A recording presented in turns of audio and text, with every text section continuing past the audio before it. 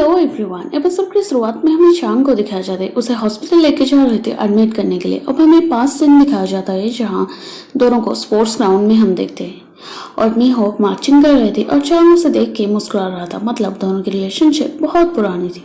और स्पोर्ट्स का शुरुआत होता है जहाँ चांग को एक डंडे की मदद से दूसरी तरफ जाना था और अचानक से वो डंडा टूट जाता है तो नीचे गिर जाता है। तब मीहो बिल्कुल उसके पास थी और हमेशा उसके साथ दे रही थी। वो सोच रहा था और उसे याद आता है कि मीहो डिवोर्स की बात कर रही थी। तो देखता है वो हॉस्पिटल में एडमिटेड है, उसे प्रोसिक्यूटर को मिलने जाना था, ये याद आता है। अब हमें दिखाया जाता है कि कार से कोई फोन और पेन ड्राइव ले लेने के बाद वो कार को रिसाइकलिंग में डाल दिया जाता है और ड्रग केस में चांग को पुलिस अरेस्ट करता है। और मीहो को पूरी भरोसा थी उसकी बात पर कि वो ड्रग्स नहीं ले सकता। और चांग को अब कुछ कुछ समझ में आ रहा था कि उस दिन एक सिप लेने के बाद क्यों ऐसे फील हो रहा था उसे। और डोहा उसे मिलने के लिए आता है और डांस का मांगता है, पर चांग के पास अब कुछ भी नहीं था। और फुटेज में कुछ पेपर के बारे में वो लोग बात कर रहे थे और ये बात चांग बता देता है। और जियो के पास वो मिलने के लिए गया था। ये सुनने के बाद गुस्से से डोहा वहां से चला जाता है। और चांग का ऑफिस सर्च करने के लिए एक टीम आए थे और ऑफिस से उनको ड्रग्स और सोने और बहुत सारे मतलब करोड़ों की नोट निकलता है वहां से और चांग को जेल भेज दिया जाता है। और चांग वहां से कुछ आदमी उसे पकड़ के ले जाते हैं वो डॉक्टर के पास। और चांग को अब सारा खेल समझ में आ रहा था कि उसे ड्रग्स देने वाला लोग ये तीनों ही थे। ये सबके पीछे इनके हाथ थे, उसे बहुत मारते भी हैं। और जिहो यहाँ सबके सामने डोहा का मजाक उड़ा रहा था। बोल रहा था कि तुम्हारे पास उतना पैसा नहीं है जितना पैसा मैं मेरे कुत्ता के लिए इन्वेस्ट कर रहा हूँ, तुम्हारी औकात ही ऐसा नहीं है। और ये सुनने के बाद डोहा की वाइफ बोल रही थी कि तुम ये मत भूल जाओ कि जब जब तुम प्रॉब्लम में पड़ते हो डोहा के पास आ जाते हो सारे काले धंधों को कवर अप करने के लिए। और टीवी में अब दिखाया जाता है कि बिग माउस अरेस्ट हो चुका है और बिग माउस चांग है। और वो फोटो देखने के बाद डोहा शॉक हो जाता है और चांग को अब मारने के लिए ये लोग पूरी तैयारी कर चुके थे, उसे एक रस्सी से लटक चुके थे। और एंड मोमेंट में चांग तीनों को माफी मांगता है कि मुझे छोड़ दो, पर किसी को कुछ परवाह ही नहीं था। और चांग को वो तड़पते हुए सिर्फ देख रहे थे और हंस रहे थे। और स्टेशन के अथॉरिटी को जिहो अब कॉल करके बताता है कि उसे जिंदा रखो, मुझे एट एनी कॉस्ट उसे जिंदा चाहिए। वो बिग माउस है ना, मेरे पैसा मुझे वापस चाहिए, उसे सिर्फ और सिर्फ जिंदा चाहिए मुझे। और दो डॉक्टर को लेके वो भागता हुआ चांग के पास जाता है और बहुत ट्रीटमेंट के बाद उसका सेंस आता है। और सुनते ही हम मीहो चांग को मिलने के लिए आए थे पर उनको अलाउ नहीं किया जाता है मिलने के लिए। और मीहो की पापा यहाँ बताते हैं कि चांग को फेक केस में फंसाया गया है और चांग का निकनेम बिग माउथ था पर उसे बिग माउस अब बताया जा रहा है न्यूज में। और मीहो को वो चीज को छुपाना चाहते थे पर मीहो को वो न्यूज मतलब मीहो को सब चीज पता चल चुकी थी और न्यूज देख चुकी थी। और न्यूज देखने के बाद जेडी बोल रहा था कि ये सच नहीं हो सकता, मैं उसे आइडियल मानता था और वैसे कैसे अरेस्ट हो सकता है। और चांग को उनके रूम के अंदर अब ढकेल दिया जाता है। और मीहो रिपोर्टर को बता रही थी कि मेरे हस्बैंड विक्टिम नहीं हो सकते, उनको एक केस में फंसाया गया। और साथ साथ ये भी बोल रही थी तुम्हें पता है ना आज मैं तुमसे मिलने के लिए गई थी पर मुझे अंदर आने नहीं दिए, हम सब फाइट करेंगे, तुम्हारी भी फैमिली है ये मत भूल जाओ तुम। और चांग ये सब सुनने के बाद बहुत रो रहा था।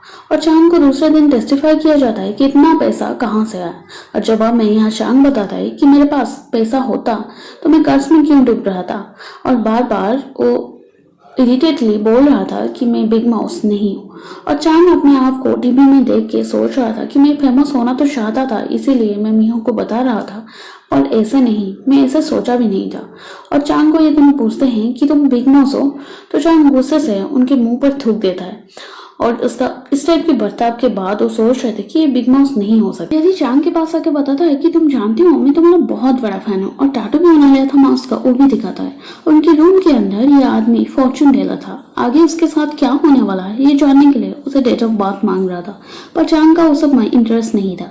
और जिहो ये तीनों को वार्निंग देता है कि चांग को हाथ लगाओगी तो कुछ भी अच्छा नहीं होगा तुम्हारे लिए, क्योंकि एट एनी कॉस्ट उसे उसका पैसा वापस चाहिए था। और ये बात ही उनका वे सुन रहा था। और चांग वहाँ जियो से मिलने के लिए जाता है और सिर्फ जानना चाहता था कि चांग बिग माउस है या नहीं, अगर वो नहीं है तो कौन बिग माउस है वो भी वो पता लगाना चाहता था। और जियो की जाने के बाद जुंगा यहाँ डोहा से मिलने के लिए जाता है। डोहा बिलीव नहीं कर रहा था वो सब चीज को मतलब चांग बिग बॉस नहीं हो सकता, वो दावे के साथ बोल रहा था। और 21 दिन ब दिन कॉम्प्लिकेटेड हो रहा था और मीहो हार मानने वाली नहीं थी। उनका पहला टारगेट था डॉक्टर शियो की मर्डर केस से पर्दा हटाना होगा, तो आसानी से चांग को वो निकाल सकेंगे। और जेल में जो मर्डरर थे उनके बीच अब बात चल रहा था कि ये बिग माउस नहीं हो सकता है। जो बिग माउस है वो अपनी पीठ पीछे एक बहुत बड़ा टाटू किया है माउस का। फिर कोई बता रहा था कि वो एक लेडी है और चांग को खाने की लालच देके ये सच जानना चाहता था कि वो बिग माउस है या नहीं। पर सही जवाब नहीं मिलने पर उसे और 2 चाटा मार के वहां से निकाल देता है। अब सीलिंग से पानी टपक रहा था और चांग याद कर रहा था कि उनकी सीलिंग रिपेयर करने के लिए मीहो जो आदमी भाड़े पे रहते थे उनसे कैसे दादागिरी करके उनसे कैसे पैसा वसूली थी। और मीहो भी उसे याद कर रही थी वो फोटो देखते हुए।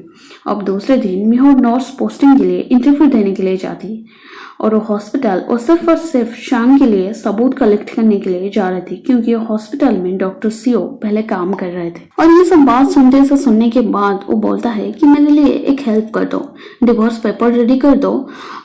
अगर मैं मर जाऊंगा तो मीहो को प्रॉब्लम नहीं होगी और लोन चुकानी नहीं होगी इसीलिए। और चांग आके अपने आप बहुत रो रहा था और याद कर रहा था कि मीहो उसकी पढ़ाई के लिए सारे खर्चा उठाना चाहती थी, पर उसे अच्छा नहीं लग रहा था वो सब चीज़। मतलब गर्लफ्रेंड से पैसे लेके पढ़ाई करना उसे अच्छी नहीं लग रही थी। अब मीहो बोलती है कि अच्छा नहीं लग रहा है तो चलो शादी कर लेते हैं, तब तो प्रॉब्लम नहीं होगी ना। और खुद को एक लॉ फिल्म खोलने के बाद चांग मीहो को शादी का प्रपोजल दिया था और ये भी बोला था कि तुम जॉब छोड़ दो, मैं पैसे कमाऊंगी ना। अब हमारे चांग खुद को खत्म करने के लिए एक सुसाइड नोट भी तैयार कर चुका था, पर उसके अंदर इतना हिम्मत नहीं था कि खुद को मारने के लिए, और ये चीज नोबक को पता था। और चांग के दिमाग में अब एक आइडिया आता है कि यहाँ सब तो मर्डर है ना, तो उनको भड़काने से मेरा काम हो जाएगा, मतलब वो मुझे मार देंगे। पर चांग का पंच इतना सॉलिड था तो पंच के बाद इसका मुंह से खून निकल आता है, मतलब उसका आइडिया अब सक्सेसफुल नहीं होता है। तो रात में चांग भागने की कोशिश कर रहा था और उसे देख के उनका ऑर्डर देता है कि उसे शूट कर दो। अब चांग खुद ग्राउंड में आके पुलिस ऑफिसर को बोल रहा था कि मेरे ऊपर गोली चलाओ, मुझे मार दो। और एपिसोड यहीं पर खत्म होता है। नेक्स्ट एपिसोड देखने के लिए चैनल को सब्सक्राइब कीजिए। Thank you.